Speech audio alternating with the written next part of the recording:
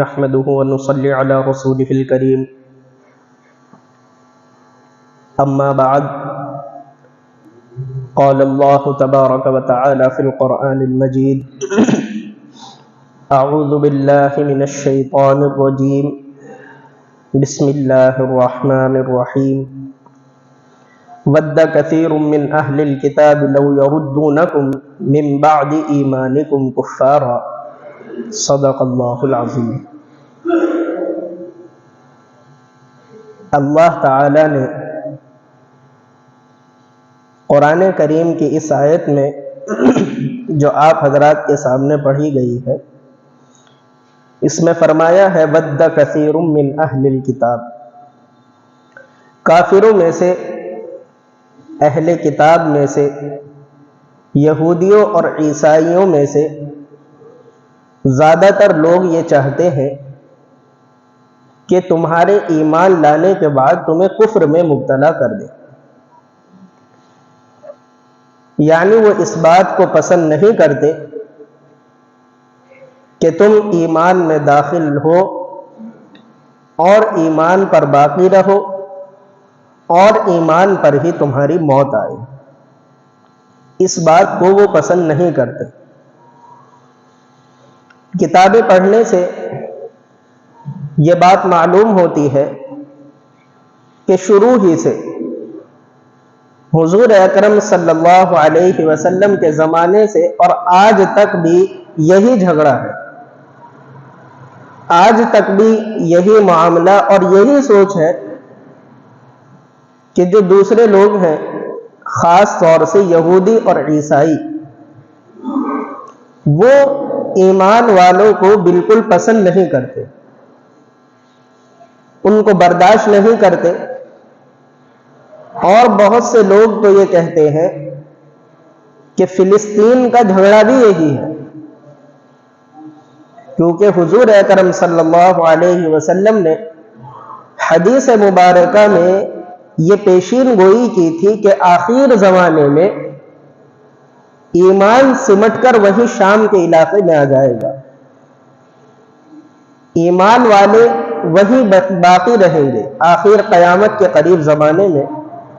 تو چونکہ ان کو ایمان والوں سے حسد ہے، دشمنی ہے، ایمان پسند نہیں ہے، تو اس لیے وہ حملے بھی اور ٹارگیٹ بھی وہیں پر کر رہے ہیں۔ قرآن اور حدیث سے یہ بات بھی معلوم ہوتی ہے کہ ایمان سے ان کو دشمنی کیوں ہے۔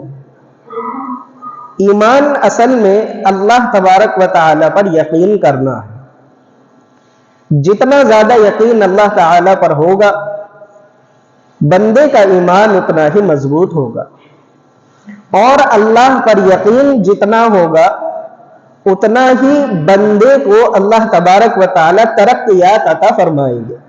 اللہ تعالی نے خود قرآن کریم میں فرمایا انتم الاعلون ان کنتم مؤمنین، اگر تم ایمان والے بن کر رہو گے، انتم الاعلون، اعلون ایک تو ہوتا ہے اعلیٰ، اعلیٰ کے معنی ہوتے ہیں بلند ہونا، ایک ہوتا ہے اعلون، اعلون کے معنی ہوتے ہیں سب سے زیادہ بلند تم ہی رہو گے، سب سے اونچائی پر تم ہی رہو گے، شرط یہ ہے کہ تم ایمان والے رہو۔ تو یہودیوں اور عیسائیوں کے دماغ میں یہ بات ہے کہ اگر ایمان ان کے پاس باقی رہا تو ظاہر سی بات ہے کہ اللہ تعالیٰ ان کو خوب ترقیات عطا فرمائیں گے، ان کو اعلون بنا دیں گے، اس لیے جھگڑا یہی ہے کہ ایمان ان کے پاس رہنے ہی نہیں دینا۔ یعنی جب آدمی کے دماغ میں فطور آ جاتا ہے تو صحیح بات ذہن میں نہیں آتی، الٹی بات ذہن میں آتی ہے۔ کوشش تو اس بات کی کرنی چاہیے تھی کہ ہم ایمان میں داخل ہو جائیں تاکہ ہم ہی اعلون بن جائیں، لیکن جب دماغ میں فطور آیا تو خود ایمان میں داخل نہیں ہوئے، بلکہ جن کے پاس ایمان ہے، ایمان والوں کو بھی اس سے نکالنے کی کوشش کر رہے ہیں۔ یہ قرآن کا اعلان ہے اور قرآن میں اللہ تبارک و تعالی نے فرمایا ہے۔ بہرحال ان لوگوں کو دشمنی ایمان سے ہے، لیکن ایک ایمان والے کی کامیابی صرف اور صرف ایمان میں ہے۔ ایک ایمان والے کی کامیابی صرف اور صرف ایمان میں ہے، اس کے علاوہ کوئی آدمی، کوئی انسان کامیاب نہیں ہو سکتا۔ تو علماء یہ بات لکھتے ہیں کہ اگر کامیاب ہونا ہے، ایمان میں داخل ہونا ہے، اور ایمان میں داخل ہونے کے بعد اس کی حفاظت کی تدبیر کرنی ہے کہ کیسے ہمارا ایمان باقی رہے۔ ایمان میں تو آدمی جدی پشتی طور پر داخل ہو جاتا ہے۔ کسی مسلمان کے گھر میں پیدا ہوا، اب بچہ چھوٹا سا ہے، اس کے کان میں اذان پڑھی جائے گی، وہ بڑا ہوگا تو اس کے سامنے اللہ کا ذکر آئے گا، چاہ نہ چاہ اس کو کلمہ پڑھا دیا جائے گا، تو ایمان میں تو آدمی داخل ہو جاتا ہے۔ اصل چیز ہوتی ہے ایمان کی بقا اور ایمان کی حفاظت۔ یہ اہم چیز ہے، بڑی چیز ہے، اور یہ ایمان ایک انسان کی زندگی کا مقصد اصلی ہے۔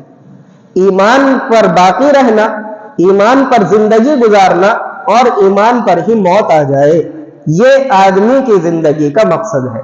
علماء لکھتے ہیں کہ یہ کیسے ہوگا؟ آدمی کا ایمان باقی رہے، باقی رہنے کے بعد ایمان ہی پر اس کی موت آئے، یہ کیسے ہوگا؟ تو اس کے 4 طریقے، ویسے تو بہت سارے طریقے ہیں، لیکن خاص 4 طریقے لکھے ہیں کہ جو آدمی 4 عمل کر لے، اللہ کی ذات سے امید ہے کہ اللہ تعالیٰ اس کے ایمان کی حفاظت فرمائیں گے۔ وہ 4 طریقے کیا ہیں؟ 4 طریقوں میں سے پہلا طریقہ ہے نمازوں کی پابندی۔ نمازوں کی پابندی جو آدمی کر لے، اللہ تبارک و تعالی اس کے ایمان کی حفاظت فرمائیں گے۔ وہ آدمی ایمان پر زندہ رہے گا اور ایمان ہی پر اس کی موت آئے گی۔ اور یہ بات ہم نے کئی مرتبہ تفسیر میں تو الحمدللہ کئی مرتبہ بتائی ہے، نمازوں کی پابندی کا کیا مطلب ہوتا ہے۔ نمازوں کی پابندی کا کیا مطلب ہوتا ہے؟ نمازوں کی پابندی کا مطلب یہ ہے کہ جو نمازیں اللہ تعالی نے فرض کی ہیں ان کو ان کے وقت پر پڑھنا، جس طریقے سے پڑھنے کا حکم دیا ہے اس طرح پڑھنا، اور پابندی کے ساتھ پڑھنا، یہ نمازوں کی پابندی ہے۔ وقت پر نماز پڑھی جائے، فجر کی نماز فجر کے وقت میں، ظہر کی ظہر کے وقت میں، عصر کی عصر کے وقت میں، مغرب کی مغرب کے وقت میں، اور عشاء کی عشاء کے وقت میں۔ جس نماز کا جو وقت ہے اسی نماز میں، اسی وقت میں وہ نماز پڑھی جائے، اور جیسے طریقہ ہے ایسے پڑھی جائے۔ حضور اکرم صلی اللہ علیہ وسلم کی سنتوں کے مطابق، سنتوں پر عمل کرتے ہوئے اخلاص کے ساتھ اللہ کو حاضر ناظر سمجھ کر نماز پڑھی جائے، اور پابندی کے ساتھ پڑھی جائے۔ یہ اہم چیز ہے۔ نماز عبادتوں میں سب سے اہم عبادت ہے۔ روایات میں یہ بات لکھی ہے، حضور صلی اللہ علیہ وسلم نے ارشاد فرمایا کہ اللہ تبارک و تعالی سب سے پہلا حساب نماز ہی کا لیں گے۔ اب آدمی کو اپنے اعمال کے بارے میں خود معلوم ہے، تو آدمی کہے گا اے اللہ نماز کا حساب ذرا بعد میں لے لیتے، میں نے حج بھی کیے ہیں، حج کا حساب لے لیجئے۔ تو اللہ کے فرشتے کہیں گے کہ حج کو سائیڈ میں رکھو، حج کی بات بعد میں ہوگی، پہلے نماز کا حساب دو۔ بندہ پھر گھبرائے گا اور کہے گا اللہ میں نے صدقہ خیرات بھی بہت کیا ہے، زکوٰۃ وغیرہ بھی ادا کی ہے، تو پہلے آپ زکوٰۃ کا حساب لے لیجئے۔ اللہ کے فرشتے کہیں گے کہ زکوٰۃ وغیرہ سب بعد میں، ان کو پیچھے کرو، سب سے پہلے نماز کا حساب ہوگا۔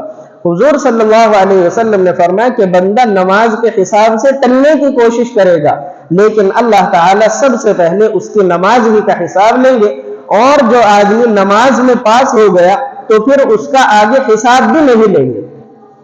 جس کی نماز ٹھیک ہو گئی، جس کی نماز کا حساب چیک ہوا اور وہ اس میں پاس ہو گیا، تو اللہ تعالیٰ آگے پھر اس کا حساب بھی نہیں لیں گے۔ اللہ تعالیٰ فرمائیں گے کہ چلو بس اس کو جنت میں داخل کر دو۔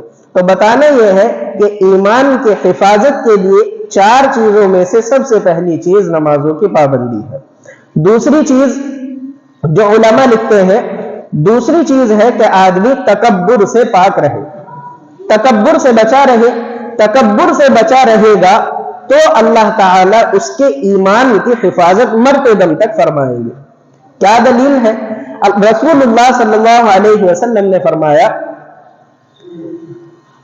کہ آدمی گناہ کرتا ہے، گناہ کرے گا تو اس گناہ کی سزا پانے کے لیے وہ جہنم میں جائے گا، اور جب گناہ کی سزا پوری ہو جائے گی تو پھر اللہ تعالیٰ اس کو جنت میں داخل فرما دیں گے. یہ حدیث کا مفہوم ہے. لیکن جب حضور صلی اللہ علیہ وسلم نے تکبر کا ذکر کیا، تکبر کا جو گناہ ہے اس کے بارے میں حضور صلی اللہ علیہ وسلم نے فرمایا جس آدمی کے دل میں ایک دانے کے برابر بھی تکبر ہوگا وہ آدمی جنت میں نہیں جائے گا. اب آدمی مسلمان ہو اور وہ جنت میں نہ جائے، ایسا کیسے ہو سکتا ہے؟ تو علماء لکھتے ہیں کہ یہ اثر ہے تکبر کا کہ جس کے دل میں بڑائی پیدا ہو گئی، دوسروں کو اپنے سے کمتر سمجھنے لگا، اپنے آپ کو سمجھنے لگا کہ میں تو بہت بڑا ہوں، میرے پاس پیسہ بہت آ گیا، ترقی بہت آ گئی، عہدہ بہت اونچا مل گیا، علم بہت زیادہ میرے پاس آ گیا، میں تو بہت جانتا ہوں. تکبر جب آدمی کے اندر آ گیا تو اللہ تعالیٰ اس کو ایمان کی دولت سے محروم کر دیں گے. ایمان کی دولت سے محروم ہوا، اب جب وہ آدمی جہنم میں جائے گا تو پھر کبھی بھی جہنم سے نہیں نکلے گا. یہ علماء لکھتے ہیں. اس لیے فرمایا کہ ایمان کی حفاظت چاہتے ہو تو تکبر سے پاک کر لو اپنے دل کو. اور حضور صلی اللہ علیہ وسلم کی حدیث بڑی مشہور ہے. رسول اللہ صلی اللہ علیہ وسلم نے فرمایا کہ اللہ تعالیٰ یہ کہتے ہیں الکبریاء ردائی، تکبر تو میری چادر ہے، تکبر تو میرے ہی لیے جچتا ہے. کسی انسان کے لیے تکبر یہ جچتا ہی نہیں ہے، اس لیے کہ تکبر تو وہ کرے جو سب سے اونچا ہو، تکبر تو وہ کرے جس میں کوئی کمی نہ ہو، اور وہ ذات صرف اللہ کی ہے. تو بہرحال بتانا یہ ہے کہ ایمان کو بچانے کی اور ایمان پر زندہ رہنے کی، ایمان کو سلامت رکھنے کی دوسری شرط اور دوسرا طریقہ ہے کہ آدمی تکبر سے محفوظ رہے. تیسری بات علماء نے لکھی ہے کہ جو آدمی اپنے ایمان کی سلامتی چاہتا ہے، جو آدمی اپنے ایمان کی سلامتی چاہتا ہے اسے چاہیے کہ وہ علماء کی عزت، ادب اور احترام کرے. یہ علماء کوئی عالم کوئی بھی ہو، جہاں بھی ہو، جیسا بھی ہو، چھوٹا ہو بڑا ہو، کسی بھی درجے کا ہو، اس کی عزت، ادب اور احترام کرنا یہ ضروری ہے. اگر کریں گے تو اللہ تعالی پھر اس آدمی کے ایمان کی حفاظت فرمائیں گے. رسول اللہ صلی اللہ علیہ وسلم نے فرمایا کیوں علماء کی عزت سے آدمی کا ایمان کیوں محفوظ رہے گا؟ حضور صلی اللہ علیہ وسلم نے فرمایا العلماء ورثۃ الانبیاء، علماء نبیوں کے وارث ہیں. جو بات نبی کرتے ہیں، جو ذمہ داری نبی کی ہے، وہی بات، وہی ذمہ داری، وہی عہدہ علماء کا بھی ہے. یہ تو حضور صلی اللہ علیہ وسلم کے بعد نبیوں کا سلسلہ بند ہو گیا تو اللہ تعالیٰ نے نبیوں کا درجہ اس امت کے علماء کو دے دیا. دوسرے لفظوں میں اگر کہا جائے تو یہ بات غلط نہیں ہوگی کہ جیسے پہلے اللہ تعالیٰ ایمان کے اشاعت کے لیے، ایمان کو پھیلانے کے لیے، ایمان کی سربلندی کے لیے چھوٹے چھوٹے نبیوں کو بھیجتے تھے. کچھ نبی تو بڑے ہیں جیسے ابراہیم علیہ السلام، موسیٰ علیہ السلام، عیسیٰ علیہ السلام، داؤد علیہ السلام، یہ بڑے بڑے نبی ہیں. چھوٹے چھوٹے نبی اللہ تعالیٰ ان کے اندر میں بھیجتے تھے. اسی طریقے سے امت کے سب سے بڑے نبی اور تمام نبیوں میں سب سے بڑے نبی حضور اکرم صلی اللہ علیہ وسلم. لیکن اس آگے امت میں چونکہ کوئی چھوٹا نبی نہیں آئے گا، اس لیے نبیوں کی ذمہ داری اللہ تعالیٰ نے علماء کو دی. اور دوسرے لفظوں میں کہا جائے تو چھوٹے نبیوں کا درجہ اللہ نے اس امت کے علماء کو دے دیا. اس لیے جو آدمی علماء کی عزت کرتا ہے اس کا مطلب یہ ہے کہ وہ آدمی نبیوں کا عزت اور ادب و احترام کرتا ہے. تو علماء یہ بات لکھتے ہیں کہ تیسرا طریقہ یہ ہے اپنے ایمان کو بچانے کا کہ آدمی علماء کی عزت کرے، ادب و احترام کرے، ان سے سیکھے، معلومات کرے، ان سے دین کا علم حاصل کر کے اپنی زندگی کو دین کے مطابق ڈھالے. تیسرا طریقہ. اور چوتھا طریقہ یہ ہے اپنے ایمان کو بچانے کا کہ آدمی گناہوں سے بچے، اور اگر گناہ ہو جائے تو پھر شرمندہ ہو، اللہ سے توبہ کرے. جو توبہ نہیں کرتا تو پھر اللہ تعالیٰ اس کو شیطان کی طرح مردود اور محروم کر دیتے ہیں. شیطان کی غلطی کیا تھی؟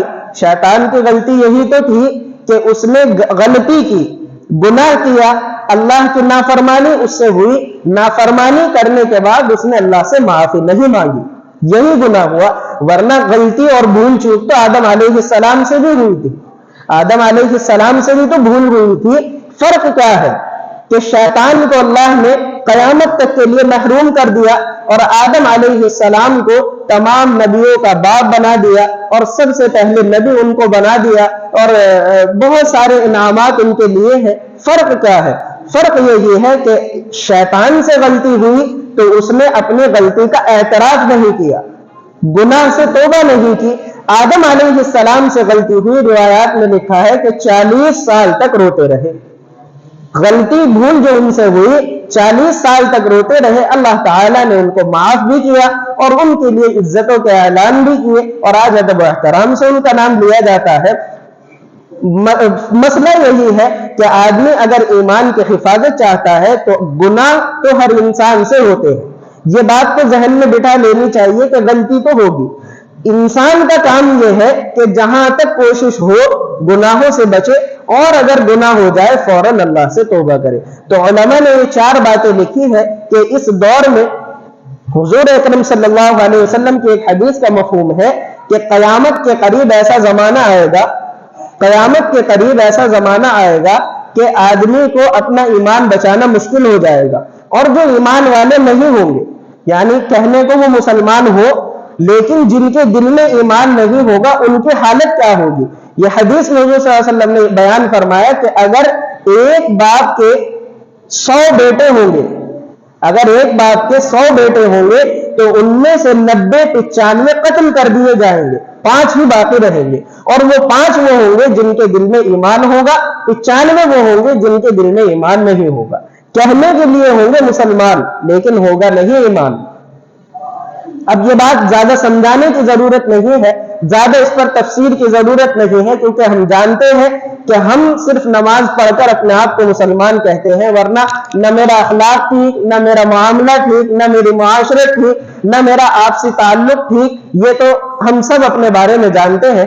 بہرحال بتانا یہ ہے کہ قیامت کے قریب ایسا زمانہ آئے گا اور شاید وہ زمانہ آ چکا، تو ایمان کی حفاظت اس زمانے میں سب سے زیادہ ضروری ہے، سب سے ضروری ہے ایمان کی حفاظت۔